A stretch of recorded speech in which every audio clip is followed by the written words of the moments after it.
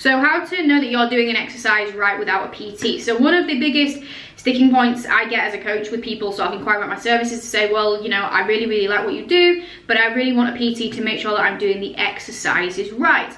Now, there are so many ways that working with an online coach can actually basically benefit you in terms of ensuring that you're doing your exercise right, the same way that you would with a PT. So the first thing is with the coaching software that I use, it actually has video demonstrations which shows you how to do the exercise and gives you a guide of how to actually set up the machine and how you should feel the exercise. So following those guides will give you just a basic understanding of how to set up a machine or what you should roughly be doing with an exercise. So that's giving you that sort of preliminary knowledge if you don't really have a clue of what it is that you should be doing.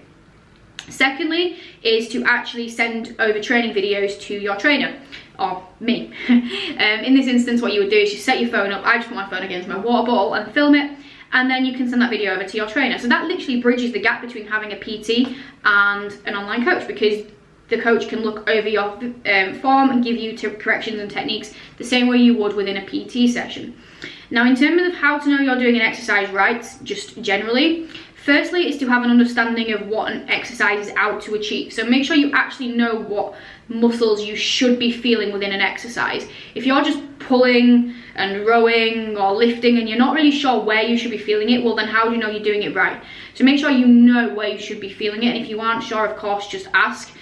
Some things are quite obvious. If it says like a shoulder press, it's obvious, but within certain things like certain squat variations and certain pull downs and rows, it can be quite confusing to actually know where you should be feeling it.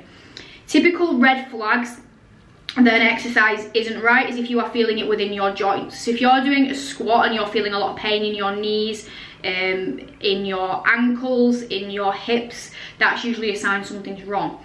If you're doing some sort of shoulder press or upper body movement and you're feeling pain in your forearms, in your elbows, in your shoulder joint, in your neck, that's usually a sign that something's not quite right there. So yeah, just some red flags to be aware of yourself. But in terms of how to know you're doing it right, use the guides that are made available to you, and always utilize your trainer, always utilize your coach. Send them videos, because then that will bridge that gap between having a PT and an online coach.